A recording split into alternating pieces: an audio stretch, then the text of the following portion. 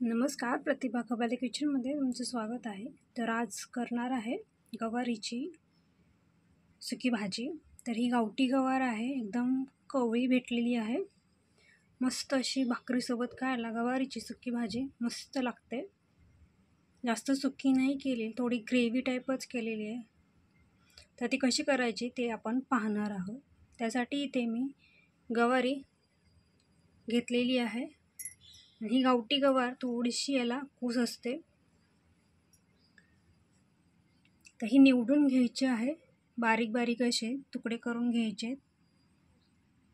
त्याच्या अशा शिरा काढून घ्यायच्या, म्हणजे खाताना कचकच लागणार नाही. कोवळी असल्यामुळे जास्त कचकच लागत नाही, तरीही तुम्ही हे शिरा काढायच्या आहेत. तर मी ही सर्व भाजी बारीक निवडून घेते. तिथं भाजी निवडून स्वच्छ धुवून घेतलेली आहे.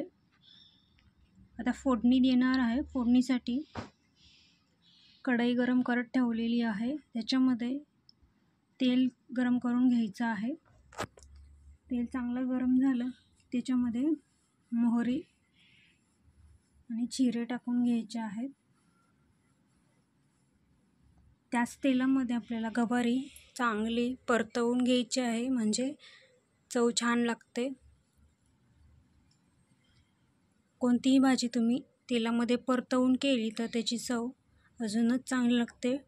तर गवारीची भाजी ही तेलामध्ये परतवल्यावर खूप छान टेस्ट लागते. 2 ते 3 मिनटं अशी तेलावरती व्यवस्थित अशी परतवून घ्यायची, म्हणजे पटकन शिजली पण जाते.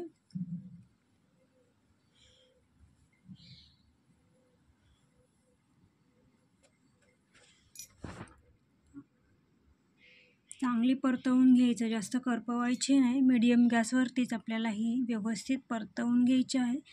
त्यानंतर हळद, लाल तिखट टाकून घ्यायचं आहे.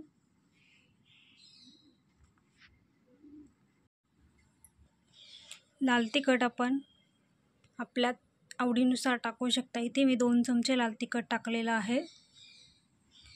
व्यवस्थित असं गवारीबरोबर तेलामध्ये चांगलं परतवून घ्यायचं आहे. त्यानंतर तुम्ही तुमच्या आवडीनुसार पाणी टाकू शकता. तुम्हाला किती पातळ हवी आहे भाजी. ही भाजी चपाती भाकरीसोबत खायला मस्त लागते.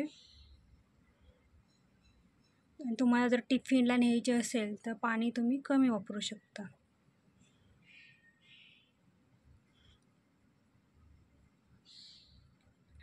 एक ग्लासभर इथे आपण पाणी ओतलेलं आहे. गॅस आता मीडियम करायचा आहे. चवीनुसार मीठ टाकायचं आहे. याच्यावरती झाकण ठेवायचं नाही आहे.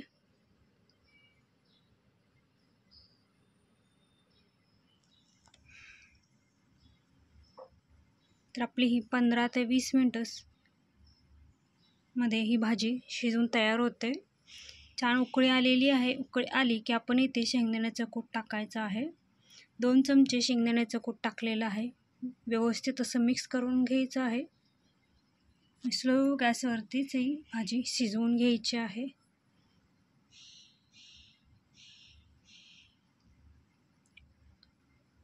आता आपली भाजी आटत आलेली आहे. मस्त अशी गवारची सुकी भाजी तयार झालेली आहे. तुम्ही याला अजूनही आटवू शकता. भाकरीसोबत खायला तर अप्रतिमच लागते. तर ही अशी रेसिपी तुम्ही नक्की ट्राय करा. आवडल्यास लाईक, शेअर, सबस्क्राईब करायला विसरू नका. अशाच नवनवीन रेसिपींसोबत भेटूयात नेक्स्ट व्हिडिओमध्ये. धन्यवाद.